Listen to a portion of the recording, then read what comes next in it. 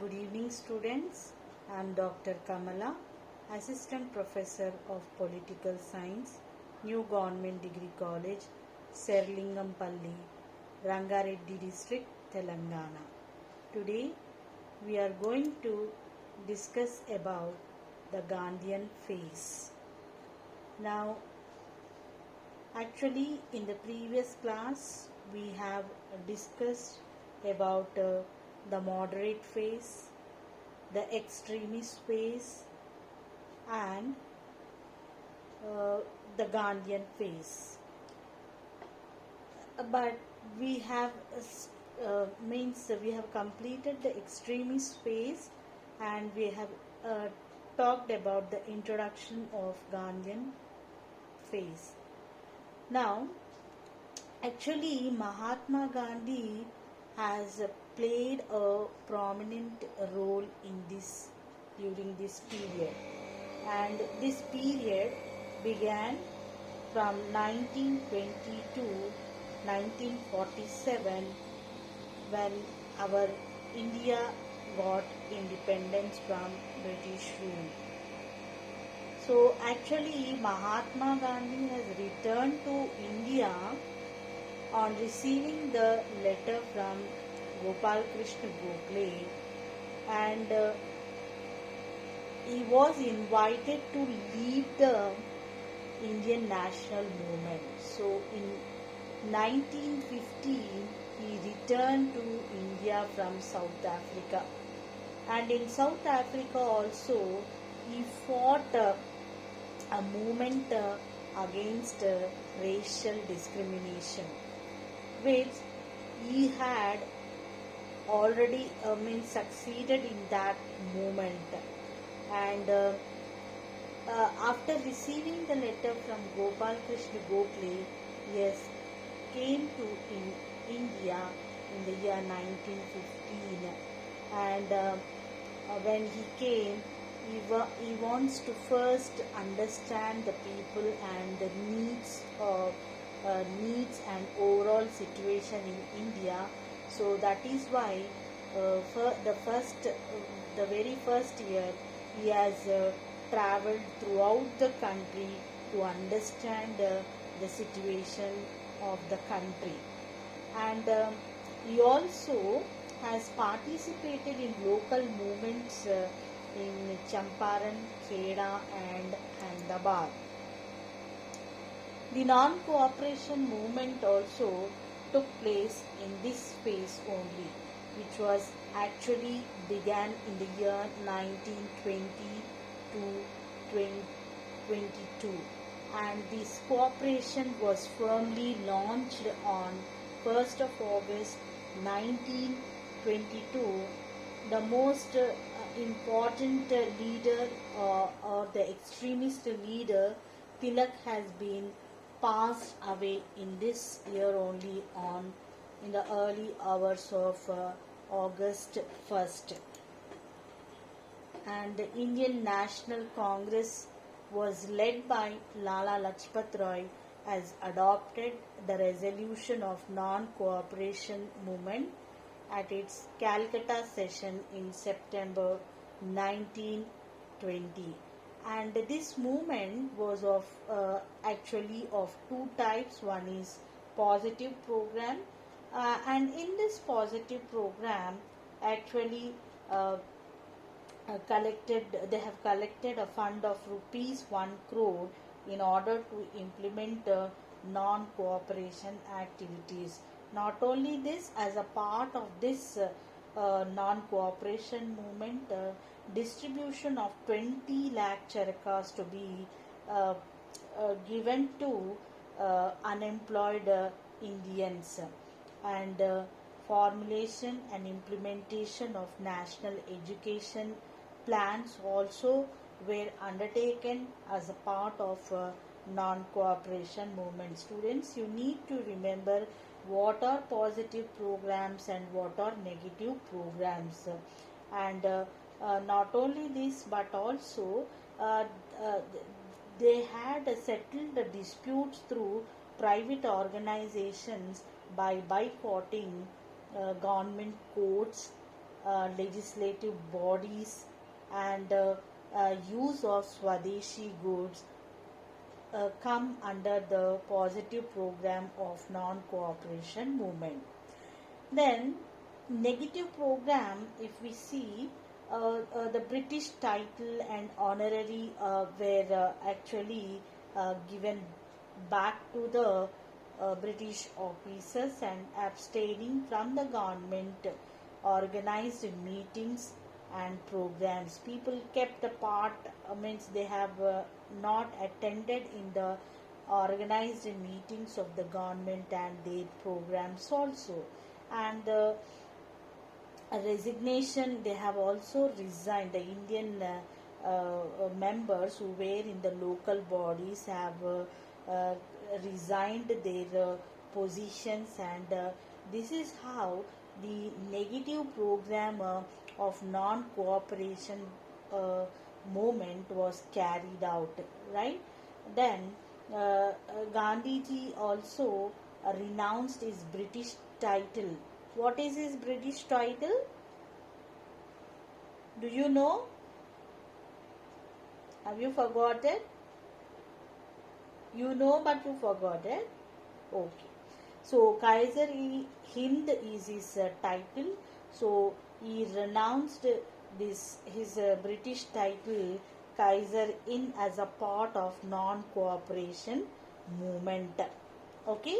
So you need to remember that the non-cooperation has was carried out in two types, namely one is positive program, in that the people have donated, and they have collected a fund of nearly rupees 1 crore in order to implement this program, and distribution of cherkas was to the unemployed Indians is a positive program, right?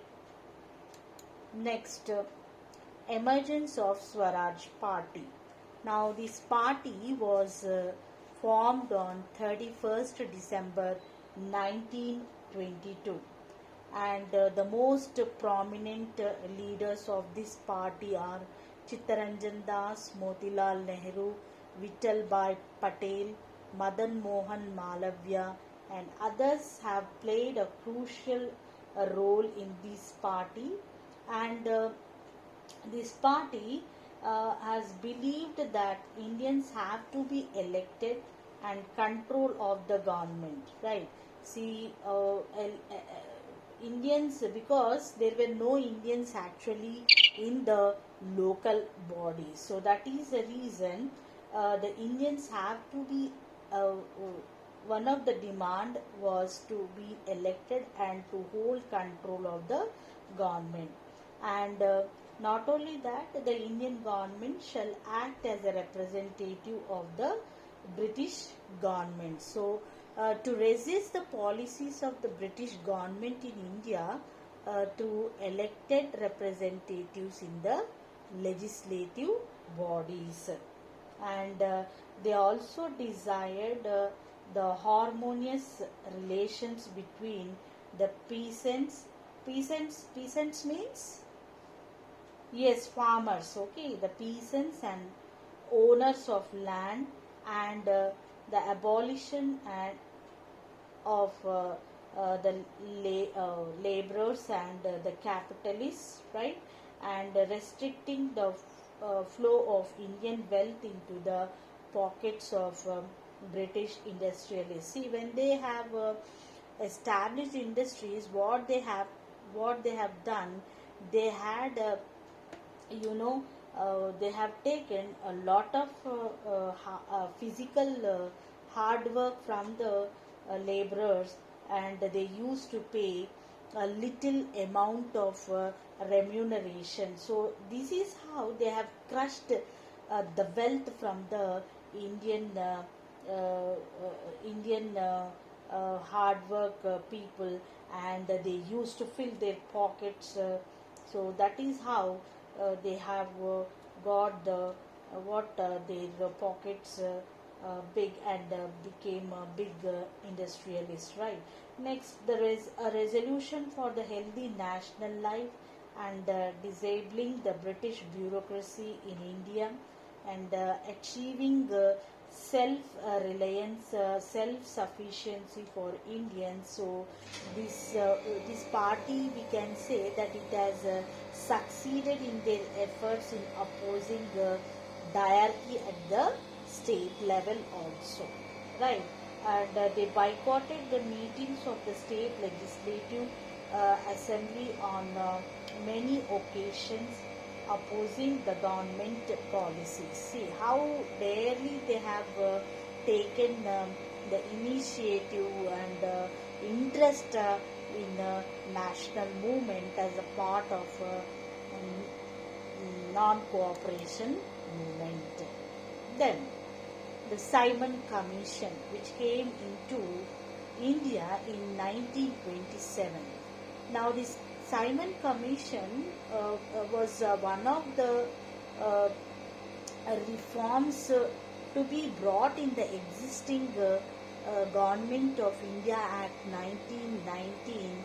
The then Prime Minister of Britain, Baldwin, has set up a 7-member Royal Commission with Sir John Simon as its chairman. Okay, so you need to remember when was the Simon Commission was appointed and who was the Britain Prime Minister then. Okay, so Baldwin was the Britain Prime Minister who has set up a Royal Commission with Sir John Simon as its chairman. Okay, so this commission actually aimed at inquiring whether Indians are in a proper position to get the benefit of constitutionalism, parliamentary government and other reforms provided by the Government of India Act 1919. Now, the commission has visited twice. We can say that is in two spells. Sorry, here is a mistake. In two spells actually, it is not TO.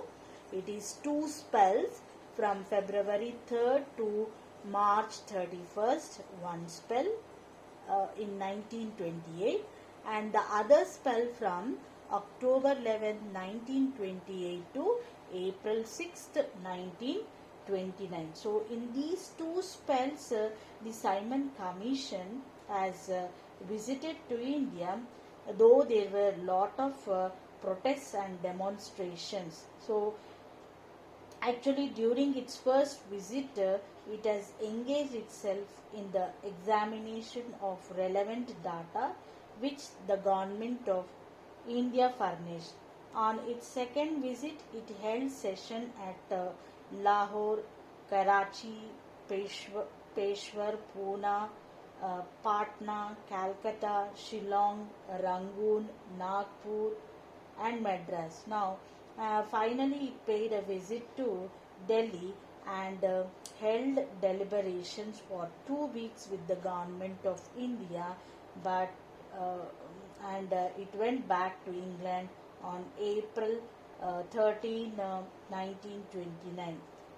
So the committee actually submitted its report in 1930 and there was a slogan given by the protesters, Simon go back also.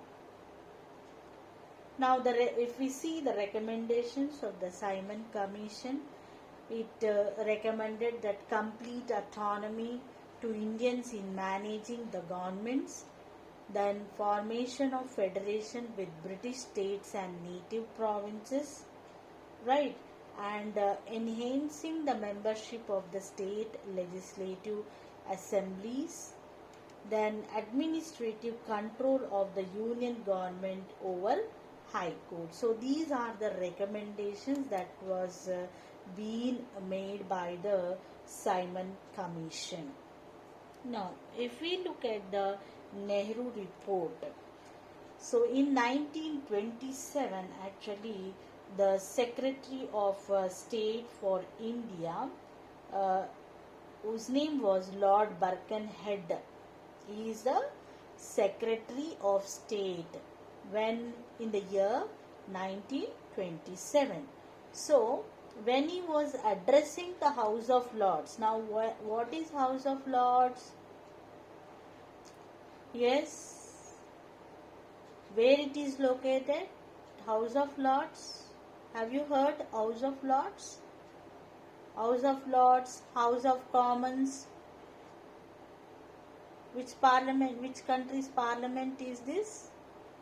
Yes, Britain's parliament. So, the upper house and the lower house of Britain parliament are known as House of Lords and House of Commons, right? House of Lords is the upper house and House of Commons is the lower house. So, Lord Birkenhead has challenged the Indians and stated that whether they are in a position to prepare a constitution which should be agreeable to all. Now, India is actually a multi-cultural, right, and multi-religious state with multilingual features, right? So that is a reason they have Lord Birkenhead has challenged the Indians that whether they can prepare their own constitution or not. So this challenge was accepted by the Indian National Congress. INC means Indian National Congress, because they have confidence, and the all party conference which has been held at Bombay, Delhi, Pune and Bombay on May 19th, 1928, set up actually eight member subcommittee for this purpose, and Motilal Nehru was was the chairman for this Nehru report, and others were also there, like Lala Lajpat Rai and Tej Bahadur Sapru. And the subcommittee actually came up with the following suggestions also, like the subcommittee has suggested dominion status for India, right, and the federation on the principles of linguistic states and autonomy for states, and other suggestions were executive responsibility to the legislature, and allotment of some seats for minorities in legislative bodies at least for 10 years. So once again I am repeating this. Nehru report actually in the year 1928 actually Nehru report has been given, and Lord Birkenhead, who is he? He was the Secretary of State for India. When in the year 1927, what happened? When he was addressing the House of Lords, he has challenged the Indians whether the Indians can frame the constitution which is agreeable to all the sections of the people. Now, this challenge was taken by the Indian National Congress. So, what happened on May 19th, 1928, an 8-member subcommittee was set up for this purpose, right, to frame the constitution or to prepare the constitution for India. And who was the chairman?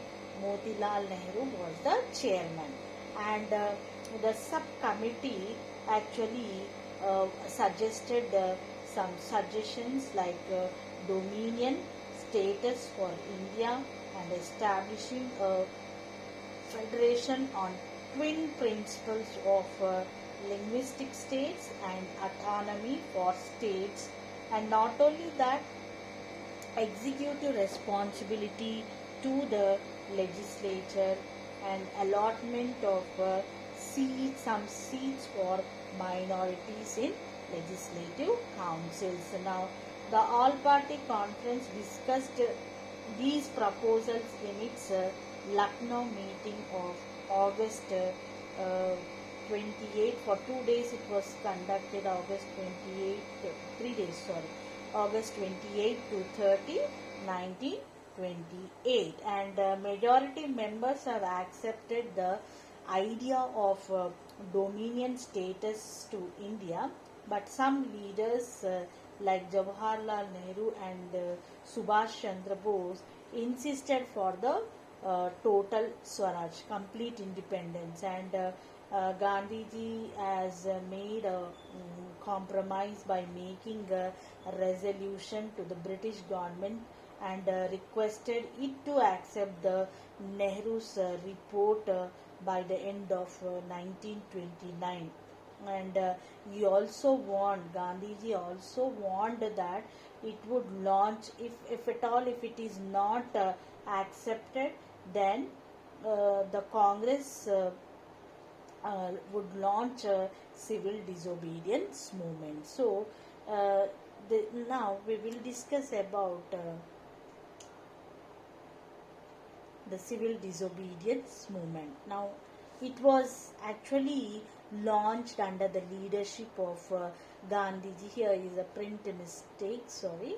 So, Gandhiji on March 12th, 1930. Right. So, the Congress had this is a historic movement, we can say, under the leadership of Gandhiji. And actually prior to this, the Congress in its Lahore meeting on December 29th, 1929 declared for the first time that complete Swaraj was its sole aim. Now it actually called upon the people to observe 26th January 1930 as Purna Swaraj Divas, that is Complete Independence Day. Purna Swaraj Divas, that is Complete Independence Day on 26th January 1930. Okay, and it also actually ordered the Congress legislators to make resignations to the state legislative assemblies, and it also appealed actually the people not to pay the taxes to the British government. So Gandhiji, what happened, once again tried to actually cool the tempers of the young leaders of the Congress, but he was given an ultimatum by the Viceroy Irwin as a last resort, and actually he demanded him to solve this issue. So when the Viceroy ignored the ultimatum, Gandhiji has decided to launch the civil disobedience movement. So please remember this once again, because these are very much important you to remember. At the same time, it is very difficult to remember, that I will agree. Okay, so civil disobedience movement, it was launched under the leadership of Gandhiji on March 12, 1930, and actually it declared as complete Swaraj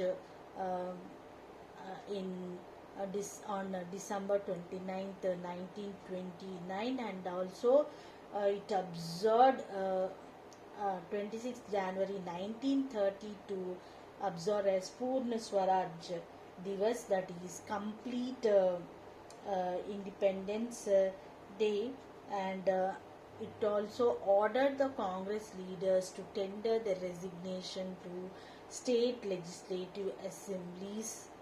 At the same time, it also appealed the people or the masses of India not to pay the taxes for the British government. Right. Now this civil disobedience movement is divided into three phases actually. So we can say that there are three phases of civil disobedience movement. The first phase has been which has been during the period of March 12, 1930 to January 3rd, 1932. This phase is also known as Salt Satyagraha phase. Why? Because Gandhiji has started this program, Salt Satyagraha, on March 12th, 1930 from Sabarmati Ashram, and along with him 78 followers have been walked nearly about 200 miles, and finally they reached a place called Dandi, a small coastal village, and break the salt law. Here is also the typing mistake. Okay, please, SALT, not slat, it is SALT. So they break the salt law. Where is Sabarmati Ashram? Yes, Gujarat. Okay. Now during this phase, uh,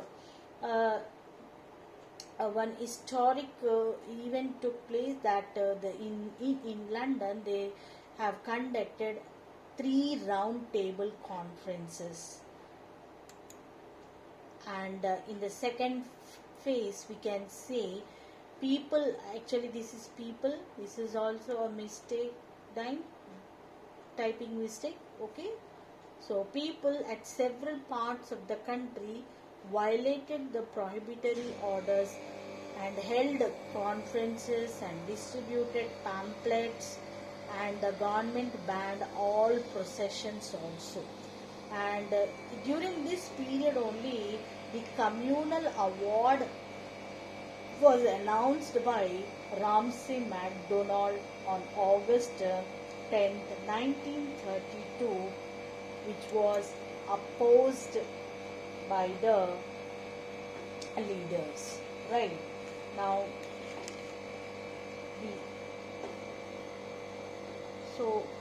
the last phase was also there. Right. The last phase of civil disobedience, actually the Indian National Congress at its Pune session on July 12, 1933 resolved to withdraw collective civil disobedience and to continue individual civil disobedience movement. And when Gandhiji and other national leaders started individual satyagraha, they were detained on August 1st, 1933. So when Gandhiji's health was deteriorated, he was released from prison, and later the individual civil disobedience movement receded slowly as Gandhiji diverted his attention from politics to uplift of the scheduled caste. Now the Indian National Congress formally announced the withdrawal of the civil disobedience movement in its Patna meeting in May 1934. So the civil disobedience movement was taken in 3 phases. That is, first phase, that is from March 12, 1930 to January 3rd, 1932, and the second phase from January 4th, 1932 to July 11th, 1933, and the third phase from July 1933 to May 1934. And you need to remember these 3 phases of civil disobedience. In the first phase, what has been done, why it is called as Salt Satyagraha phase, because Gandhiji has started Satyagraha, Salt Satyagraha in this year only, 1930, from Sabarmati Ashram, and with his staunch followers, he has walked about 200 miles and reached Dandi and break the salt law. And soon what happened, the country had faced wide agitation by all sections of the society, and here Gandhiji adopted a certain constructive program like picketing in front of liquor and foreign cloth shops and weaving cloth by charkas, strengthening the relations between the Hindus and Muslims, and eradicating untouchability. And by seeing this view, the Gandhiji was arrested and detained at Yerawada prison, and so there was a nationwide hartal and resignations to government jobs. On the other side, the British government was held three round table conferences, and the second actually the Gandhiji has attended the second round table conference and argued that constitution making and providing minority representation were the main agenda of the discussion. However, the talks have been failed. Okay, and you need to remember the civil disobedience movement, the second phase, where picketing, boycott, Swadeshi and other activities were intensified by the people. Okay, and the third round also in 1932 has been taken place. And the civil disobedience movement, the last phase, was also take during the period January 4th, 1932 to May 1934. It was carried out as part of Indian national movement. August offer 1940. Now, this August offer, actually the Congress working committee at its meeting in Pune raised two demands. One is total freedom for Indians to frame their constitution after the Second World War. Okay. And the other is setting up of provincial national government of various parties. Right. So Lord Linlithgow, the then Viceroy of India, okay, he was the Viceroy of India during 1940s. So made with few proposals on August, actually proposals, not the sun here is a mistake.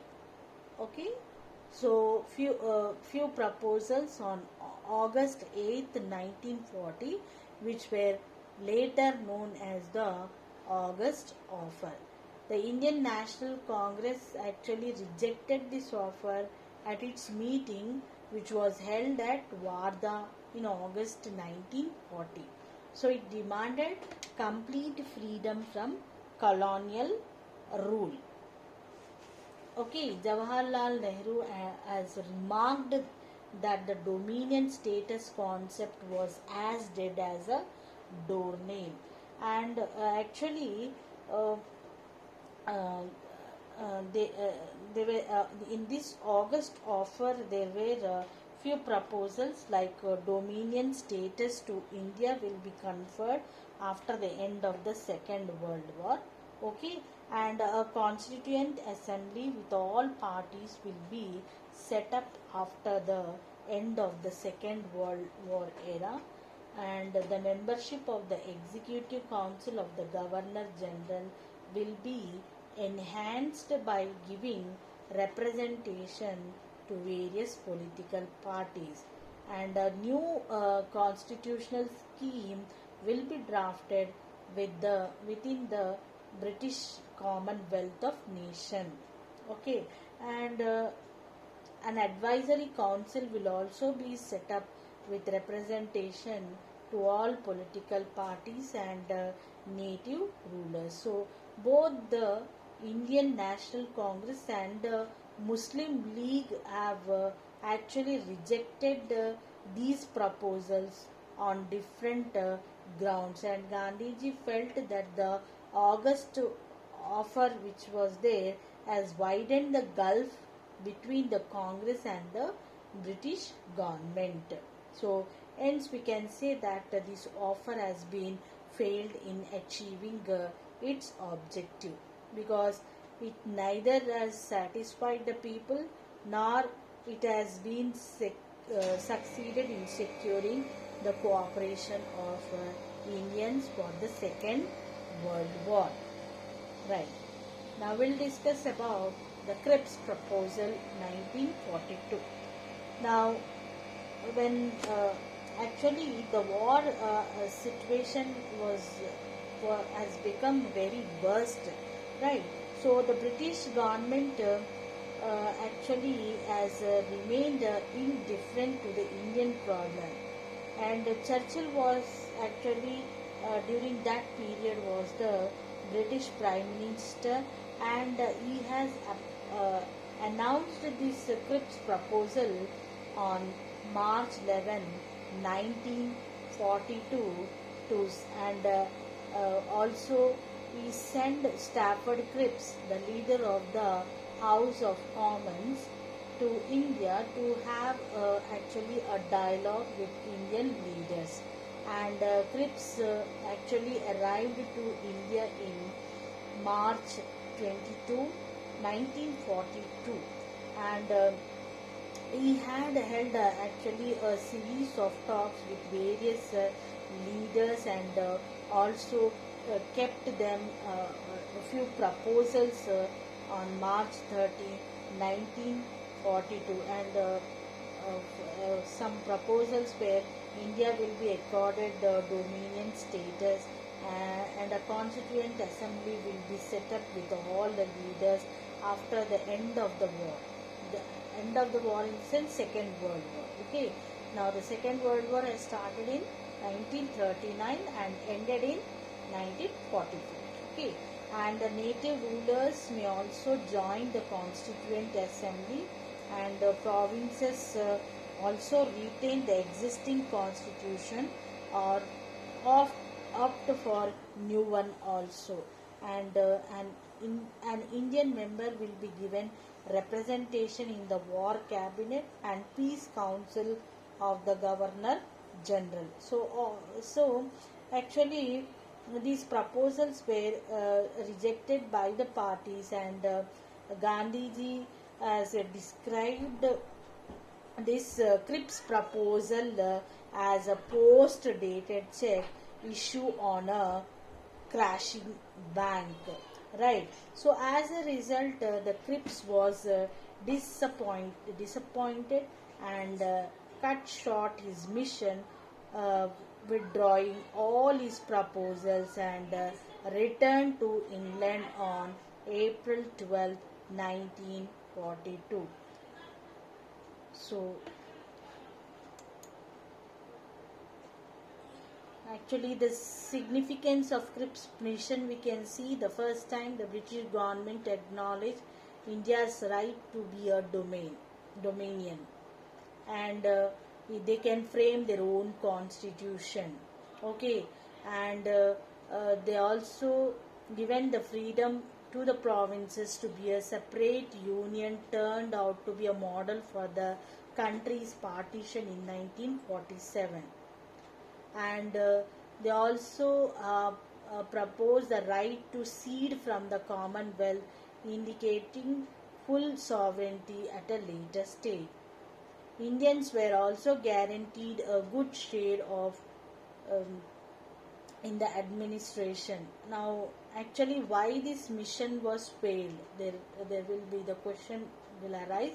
So, the proposals were seen as too radical by the British and as too conservative by the Indian National Congress, who wanted actually a complete independence. And the mission, Cripps mission, was rejected by the Indian National Congress, the Muslim League, and other Indian groups.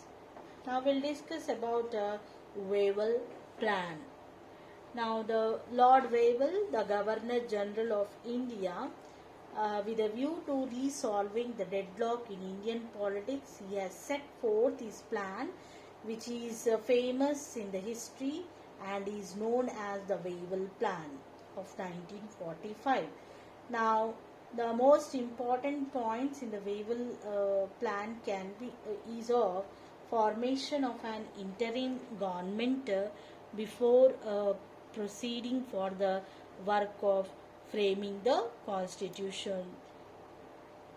And the proposed interim government was to have a balanced representation of the main communities, including equal proportion of Muslims and caste Hindus. So see, India is a multi-religious country as well as multi cultural, right? And it has within the Hindu system different castes are existing. So that is the reason they have proposed that equal proportion of Muslims and caste Hindus, and all members of the Central Executive Council bearing the Governor General and the Commander in Chief were to be Indians. Earlier, only British people were used to be the chief as Governor General and Commander in Chief. So they want to bring about the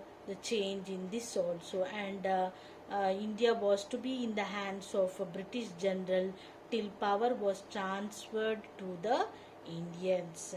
And Indian political leaders Wavell summoned a conference at Shimla on 25th June 1945, but the Shimla conference can be said is a failure.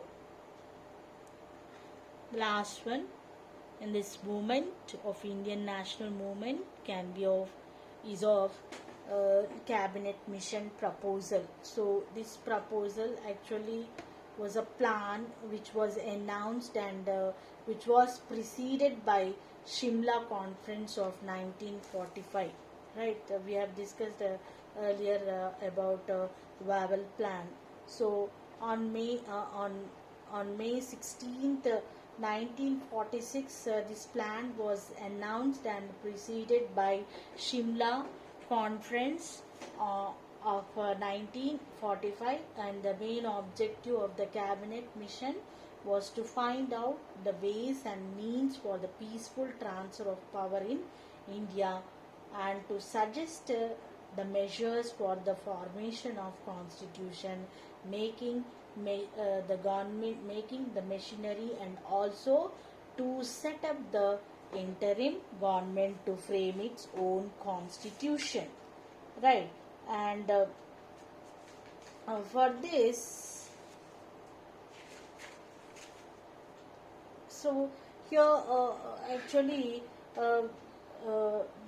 we have the other reasons like Sir Stafford Cripps, Lord Patrick Lawrence, and A.V. Alexander were other members of this cabinet mission, and the team began its visit in India from March 23rd 1946, and the mission has discussed the feasibility of various matters concerning about the political and constitutional significance, and it has made proposals like British India and native states will form into an Indian Union, and the Union government makes legislation over the matters like external affairs, defense, communication, etc., and all other subjects than the Union subjects, and the residuary matters shall belong to the state.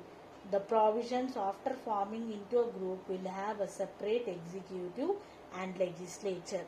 So these are the things which actually included in the Gandhian phase, and still we need to discuss about the direct action, interim government, Attlee Declaration, Mountbatten Plan. So these are a part of our history of Indian national movement. So we can say that British colonial rule in India had had an impact on Indian society. Particularly, the impact of colonial rule was more visible after the Sepoy Mutiny or the First World War of Independence. So, Britishers brought Western education to India, though this made certain positive measures such as enactment of progressive legislations, initiation of industrialization, departmentalization of administration and whatnot. And it also had negative features such as economic exploitation, repressive laws, racial discrimination. Thank you. Thank you so much for your patience. We'll discuss the other remaining things in the other class, right?